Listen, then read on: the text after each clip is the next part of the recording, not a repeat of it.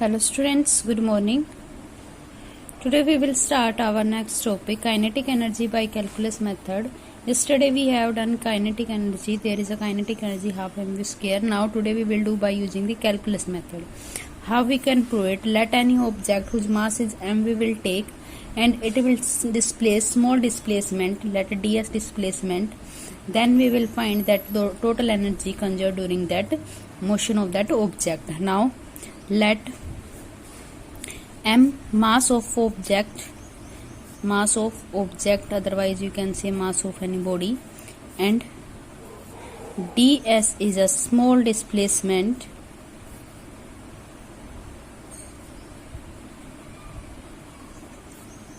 in direction of applied force. Let an object initially at rest. Suppose initially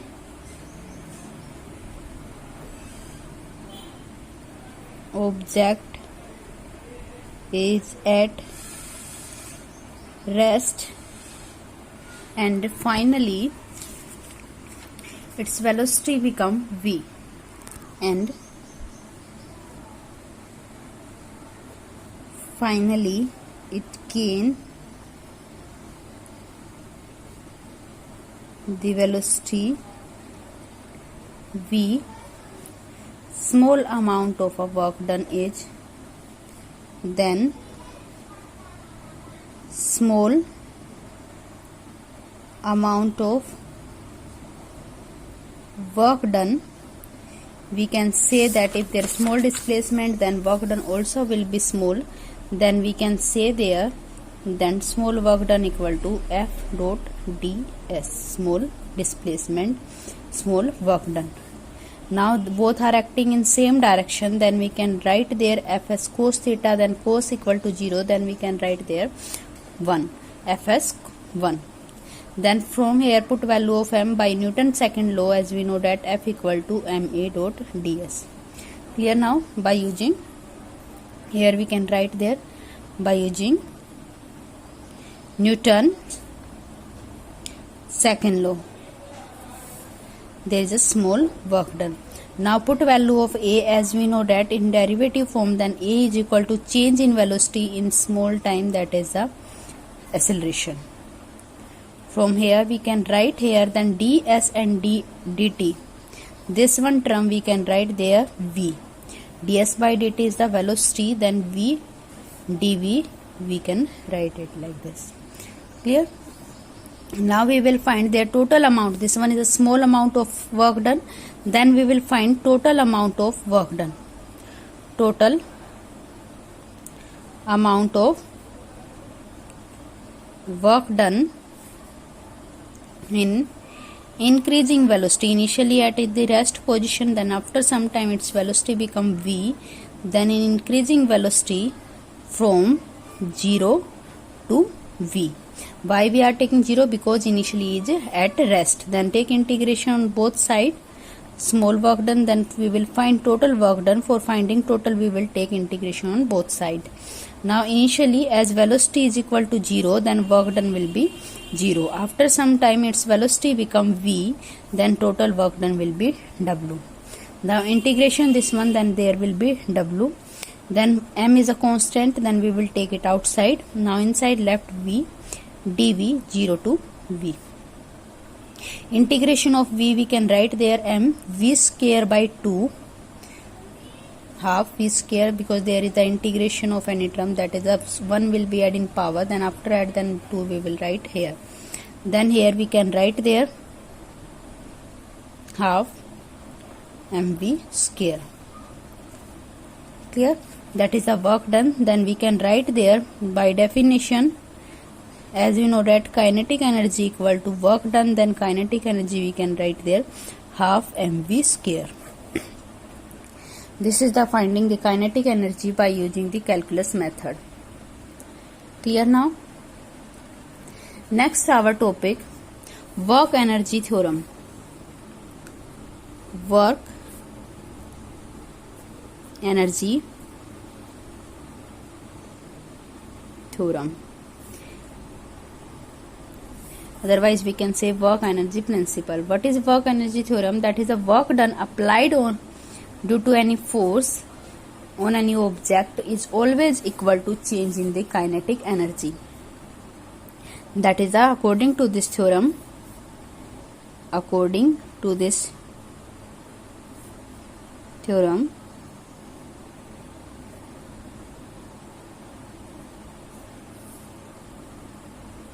work done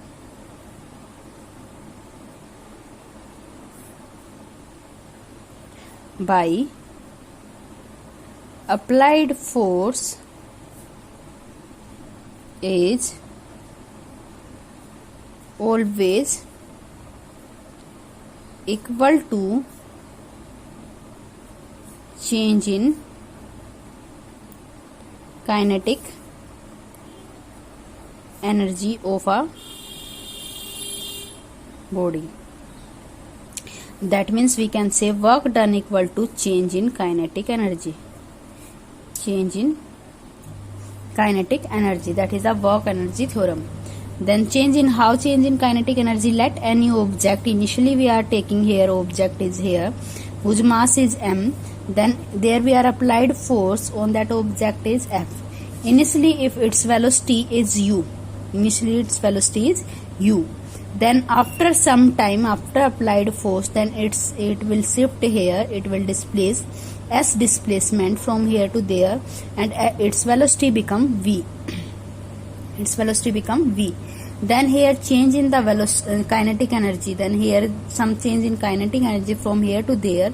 That change in kinetic energy is the work done by any object, and this term is known as the work energy theorem. Clear now? That means we can write here work done equal to change in kinetic energy means final kinetic energy minus initial. That is a kinetic energy final minus kinetic energy initial. That is change in kinetic energy. Final kinetic energy, when velocity is v, then we can write there half mv square, and initial kinetic energy when velocity is u, then we can write there half mu square. That is the work done. Clear? Now proof how you can do.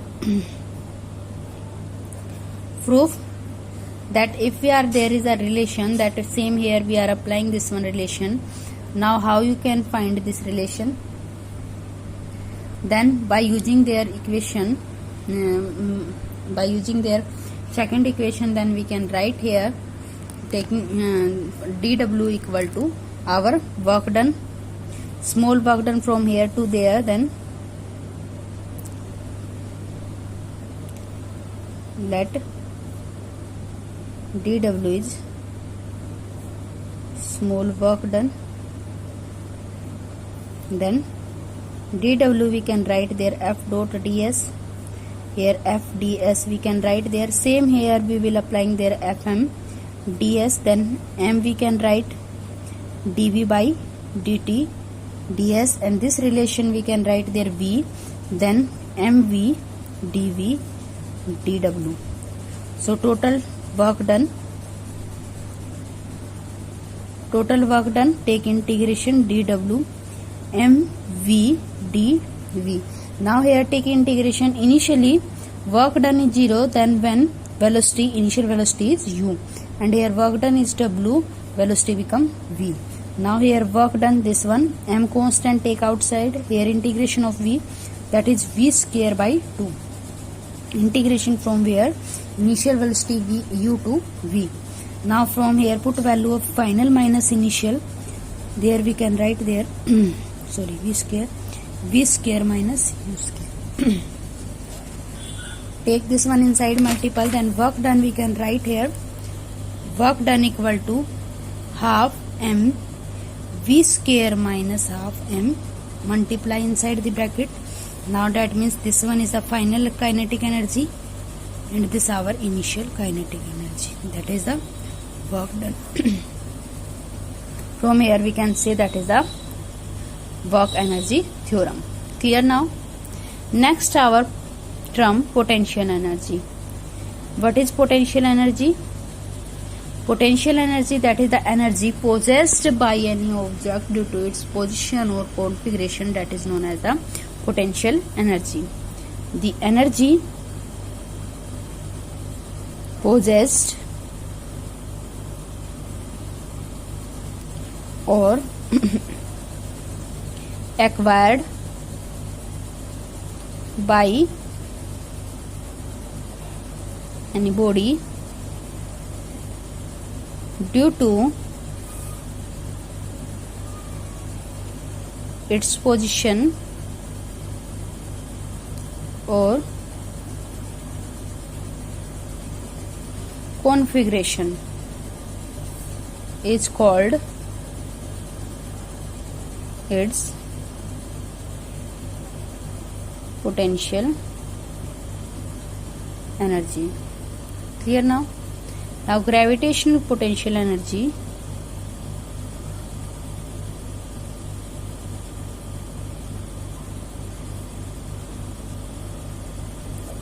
What is gravitational potential energy? That is due to position above the surface of Earth, as is known as the gravitational potential energy. Clear now? Here we can say the energy possessed by the body due to its position above the surface of Earth is called gravitational potential energy.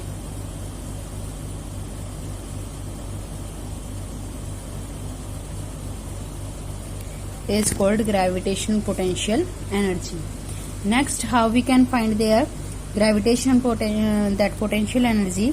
Let any object whose mass is m and this one is at h height, let we are taking this height is h, displaced from here to there, then from the ground they are displaced from here to there. Then how we can find their work done?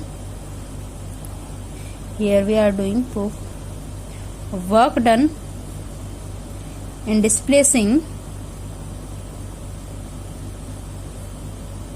the object through height